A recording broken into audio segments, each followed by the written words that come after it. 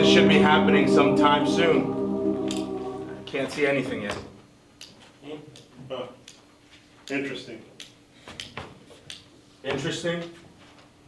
Everything's coming to an end and all you can say is interesting. I mean, I guess if I was famous, I could come with some sort of last words. Like a powerful quote that makes you sound like a hero or something. Who would even read it? I don't know, maybe like an alien race or something. No, your quote should say something like, well, this sucks. There you go.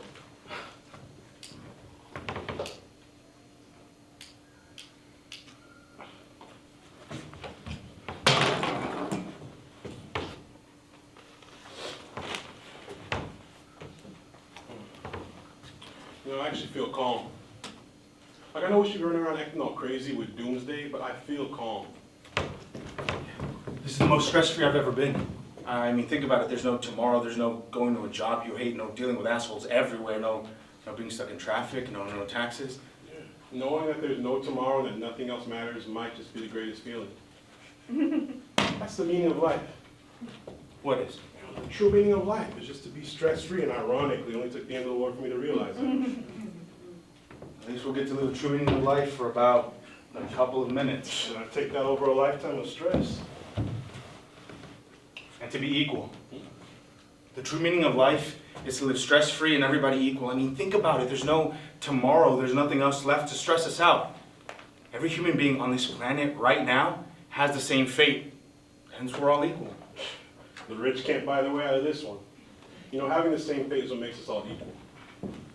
That should be your last words. No, I still kind of like, well, this sucked.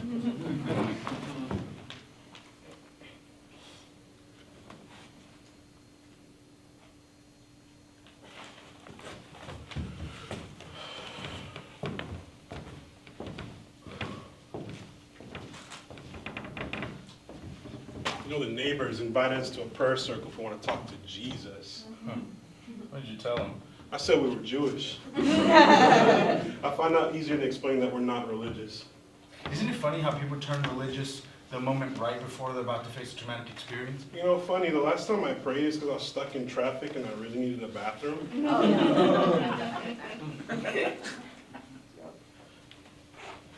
I remember when my mom was in hospice, surrounded by her family and friends. And I remember thinking how beautiful this moment was going to be. But then my uncle walked in with a Bible and made everyone start praying to God. And I was so pissed because we should have been spending that time talking to my mom, telling jokes, telling her how much we loved her and that she would always be remembered. And instead, people were ignoring my mom and praying to God. But they're praying to God for your mom. No, they're praying to God to comfort themselves instead of comforting my mom. Then my uncle starts talking about the Last Supper and how Jesus died for my mom. What would you do? I told him to shut the fuck up. That it was a waste of time to let my mother have her moment instead of spending her last breaths talking to something we don't even know exists. Stop making it about God, because it's not like he's going to walk into a room like, thanks for calling me, guy. Here, let me save your mom.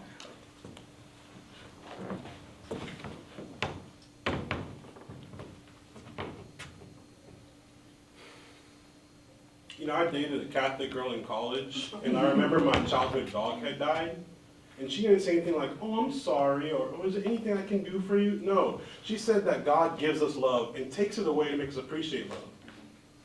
That's really weird. I dumped her a week later. And then she said I was an asshole because I want to connect with God. My uncle said the same thing. He told me that I was a villain. A villain? I guess that's the one thing society never got closure on. Villains? What? You know, understanding what makes a villain. I don't follow. Like in a comic book, right? You always get the origin story of how a villain was created. Batman dropped the Joker in a tub of acid. Exactly. So Batman represents society. And it is because of Batman's actions that the Joker's created. So society's actions lead to the creation of villains. It's interesting, think about it. Anytime society steps out of line with a person and starts treating them poorly, somebody jumps in, causes pain to society to keep it in line. So, you're saying the Joker keeps Gotham City in line? No. Think of it like this. So most school shootings are done by a student that goes to the school, but nobody asks why. Nobody wakes up and just decides, hey, I'm going to shoot up my school today. That school is that kid's whole world. And when that world is full of bullies and cruelty and teachers that turn the other way, it builds. All that pain stacks until finally he fights back with violence. And after it happens, the school has metal detectors and security guards, but nobody talks about why. Nobody talks about that kid's bullies or that kid's suffering because it's easier to pretend that it came out of nowhere. If that school would have been a better place, it wouldn't have happened.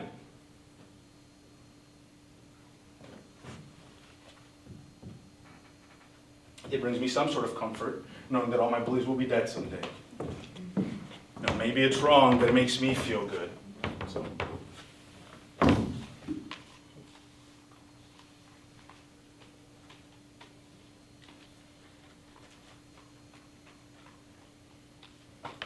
And one thing I won't miss about society is that lie they tell you when you're young. You know, that good things happen to good people. That if you're kind, you can have it all. You know, the love, the money, the life. But later you realize that's all bullshit. That same bully can grow up to have it all.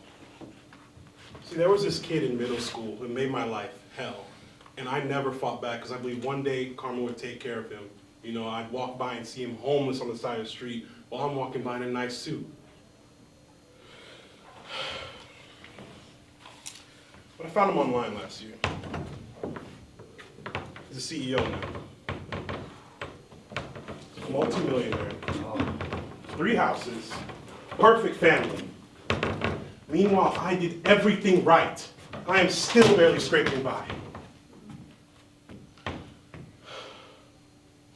So yeah, it gives me pleasure knowing he'll end up dead, just like me.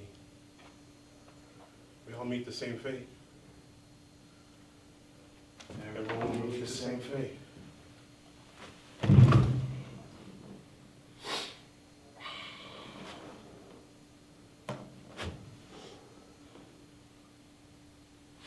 It's ironic how the only way we can be made equal in this world is through doomsday.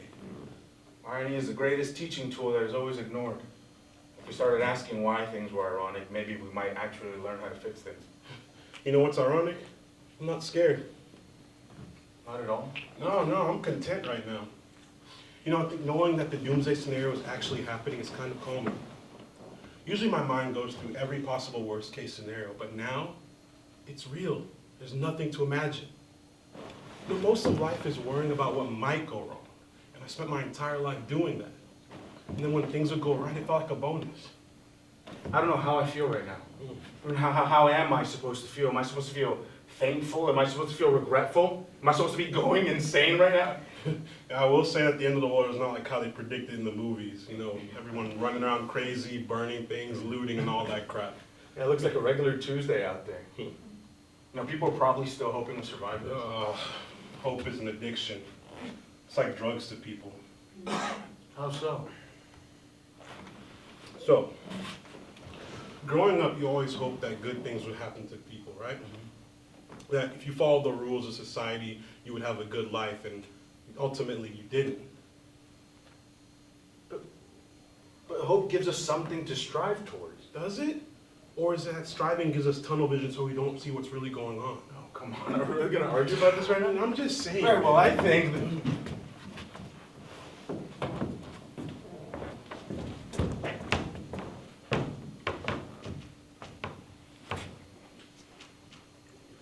Oh, it's just a matter of minutes now.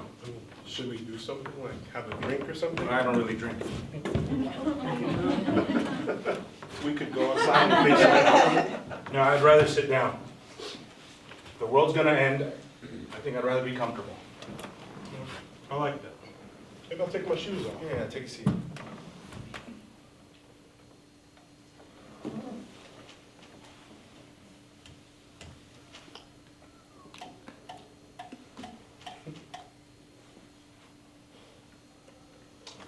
Suspense is killing me. Now that would be ironic. If the suspense killed you before this. You think it will hurt? I hope not. I don't do well with pain. I feel like there should be a countdown or something. This isn't New Year's Eve.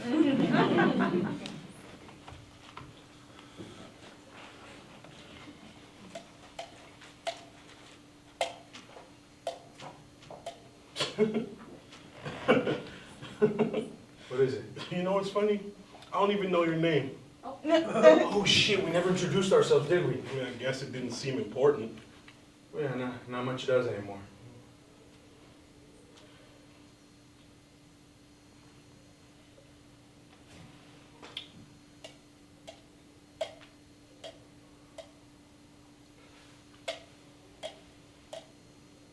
Three, two, one. All dead.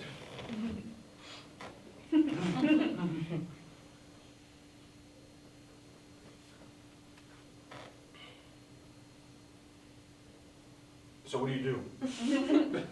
What do you mean? For work, what did you do? That's your last question? Everything's about to end and you want to talk jobs. I don't know, it just felt weird sitting in silence now.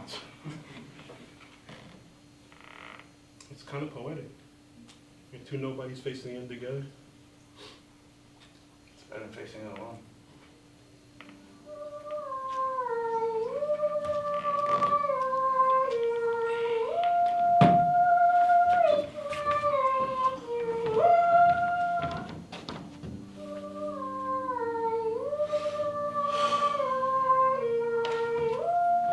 Well, it's nice meeting you, man. Oh. We just met. Let's keep it professional. Sorry. I'm just joking, man. Bring it in.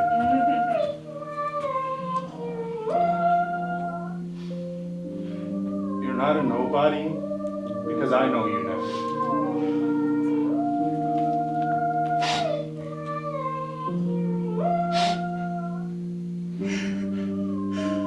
Thank you.